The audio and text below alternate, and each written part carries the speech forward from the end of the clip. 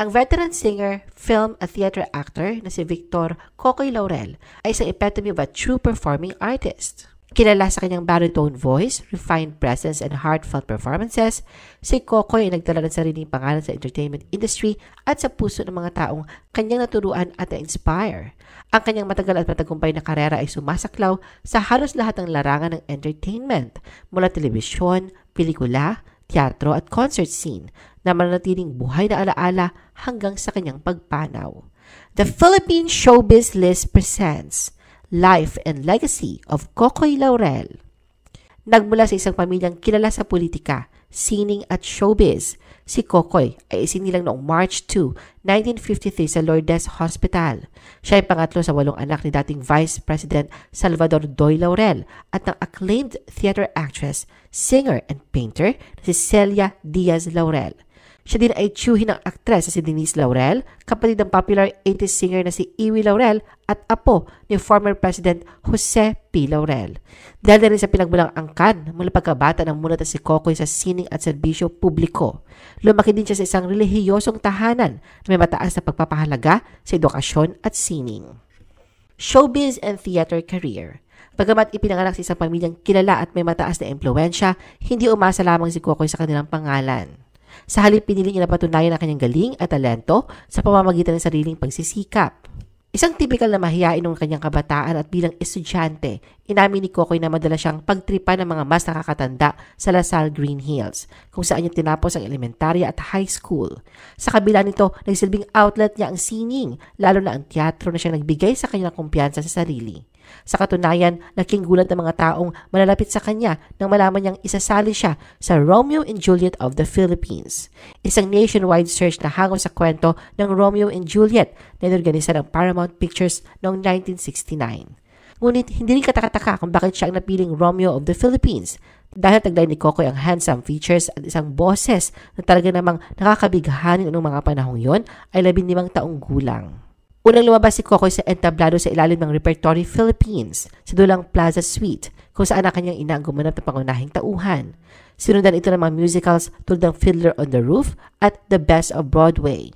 Nagtungo si Kokoy sa Madrid upang tuparin ng isa pa niyang pangarap ang maging portrait painter. Kilala siya sa pagbibigay ng mga painting niya, kabilang ng mga portrait bilang regalo sa kanyang mga malalapit na kaibigan tulad ni Nora Honor. Sa Madrid, Spain, nag-aral si Kokoy sa Academia Real de Bellas Artes, isang prestihiyosong institusyon sa sining. Sa edad na 19, natutunan niyang mamuhay na mag-isa sa isang boarding house, malayo sa kanyang pamilya at kinailangang makisama sa mga tao mula sa iba't ibang kultura at paniniwala. Maliban sa teatro, pumasok din si Kokoy sa showbiz. Dahil sa kanyang malambing na boses at maamong anyo, mabilis siya nakilala sa pelikula at telebisyon noong dekada 70. Sa katunayan, isa siya sa kilalang leading man ni Nora Honor at Vilma Santos. Dahil sa kanilang chemistry, naging isa siya sa mga pinakasikat na love team ni Nora at nakagawa pa sila ng ilang mga pelikula. Parehong mang-aawit, nagkaroon din sila ng mga duet sa maraming palabas, sa TV at pelikula na naging popular sa masa. Nagkatambal naman sila Kokoy at Vilma sa ilang mga pelikula. Masasabing maganda ang pasok ni Kokoy sa entertainment industry, kung saan nagkaroon siya ng isang matagumpay na concert na pinamagatang Kokoy Live at the Meralco Theater. Nasundan ba ito ng isa pang pelikula, ang Once Upon a Time, kasama ang Spanish actress na si Maribel Martin. Ngunit para sa prominenteng pamilya Laurel, mahalaga ang edukasyon. Dahil sa kanyang matinding pagmamahal sa performing at upang paghusayin pa ang kakayahan, nag-aral si Kokoy sa American Academy of Dramatic Arts at Juilliard School of Music sa New York. Natanggap niya kanyang diploma mula mismo kay Helen Hayes, ang kilalang reyna ng American stage. Bagamat ang pelikula nagdala sa kanya ng kasikatan, ang entablado naman naging tunay na tahanan ng kanyang sining. Bilang matagal ng katuwang ng Repertory Philippines, naging haligi si Kokoy ng lokal na teatro at gumanap sa mga maraming dekalibreng produksyon. Noong 1973, naging bahagi siya ng mga pagtatanghal sa Maynila ng mga klasikong dula. Hindi rin nagpakulong si Kokoy sa mainstream media. Sa halip, pinili niyang tahakin ang mas mataas na antas ng performing arts sa pamamagitan ng stage musicals. Noong 1989, lumipad siya papuntang London upang gumanap bilang assistant commissar sa hit musical na Miss Saigon, kung saan nakasama niya si Lea Salonga. Isa sa mga pinakatampok na bahagi ng kanyang karera ay nang gumanap siya bilang the engineer sa Miss Saigon, Australian version. Matapos ang 450 na pagtatanghal bilang engineer, bumalik si Kokoy sa Maynila noong 1996 at gumanap bilang si Jose Rizal sa paggunita ng sentenaryo ng pagkamatay ng pambansang bayani sa Luneta. Pagkalipas ng 4 na taon, muling binalikan ni Kokoy ang pagkanta na may bagong sigasig. Lumawak pa ang kanyang sining sa larangan ng musika. Naglabas siya ng Spanish language album na pinamagatang Te Quiero.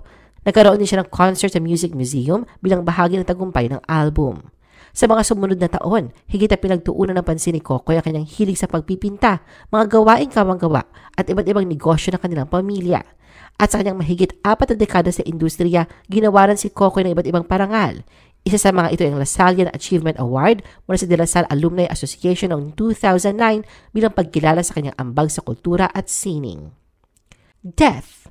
Sa likod ng mga ilaw ng entablado at palakpakan, si Kokoy ay isang taong may malalim na pananampalataya at kababaang loob.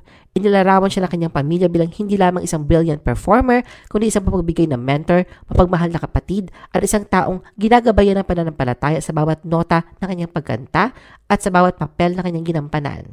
Ang kanyang sining, tulad ng pamana ng pamilyang Laurel, ay tumawid sa mga henerasyon.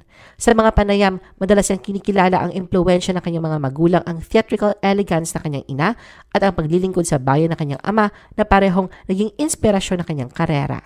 At bilang isang artist, sa isang panayam noon, ibinahagi ni Kokoy na sa kabila ng lahat na kanyang narating, nararamdaman niya ang matinding pangangailangan, abutin at nakapagbahagi sa kapwa. Ang kanyang sining ay hindi anya lang para sa sariling pagpapahayag, kundi para mapamahagi ang pagmamahal na nasa kanyang puso.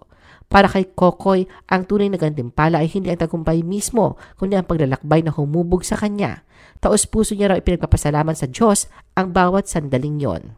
Ngunit kamakailan lang, isang malungkot na balita ang sumalubong sa entertainment industry. Sumakabilang buhay si Kokoy noong umaga ng June 14 sa edad na 72. Kinumpirma ng pamilya ni Kokoy ang kanyang pagpanaw sa pamamagitan ng isang official statement na ibinahagi sa Facebook page ni Celia Diaz Laurel nitong Lunes, June 16. Sa kanilang pahayag, inilarawan si Kokoy bilang humble artist na naglingkod sa Diyos sa pamamagitan ng kanyang musika at sining. Binanggit din ng pamilya na siya ay isang generous teacher, beloved brother, mentor and friend. Nagpasalamat sila sa lahat ng kontribusyon ni Kokoy sa kanilang buhay at tiniyak na papanatili siyang may espesyal na puwang sa kanilang mga puso. Pero wala pang opisyal na pahayag ang pamilya hinggil sa sanhi na kanyang pagpanaw.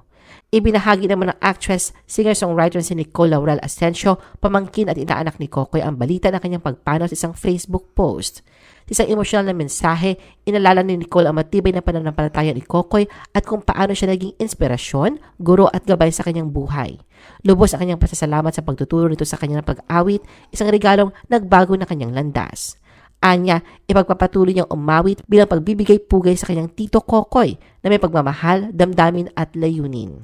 Nagbigay pugay din si Denise Laurel sa kanyang tsuhin sa social media at inilarawan siya bilang isang artist na may world-class na talent, banal na kabaitan at matibay na pananampalataya. Ayon sa kanya, ang tinig ni Kokoy na minsang nagpalakas ng maraming puso ay ngayon ikasama na sa Heavenly Choir. Bagamat nalulungkot sila sa kanyang pagkawala, sinabi ni Denise na ipinagdiriwang nila ang buhay at pamana ng pagmamahal, sining at pananampalataya na iniwan niya. Nagpaabot din ng pagkikiramay ang ilang kasamahan ni Kokoy sa industriya na nabigla sa kanyang paglisan. Matatandaan na huli siya nasilayan sa publiko sa burol ni Nora Honor sa Heritage Park noon lamang April 21. Kahit halatang mahina na, ay tiniyak ni Kokoy na masilayan ang dating kapareha at matalik na kaibigan sa huling sandali. At sa kanyang pagpanaw, tunay na isang malaking pagkalungkot sa industriya ng sining sa Pilipinas. Ngunit ang pamana ni Kokoy ay patuloy na magsisilbing inspirasyon sa mga susunod na henerasyon. Ano ang masasabi mo sa video na ito? Mag-like o mag-react at huwag mahiyang mag-comment. For our YouTube viewers, huwag kalimutan mag-subscribe at i-hit ang notification button. At para sa aming Facebook viewers, mag-like at follow sa aming Facebook page para updated ka sa mga showbiz chika. Thanks for watching!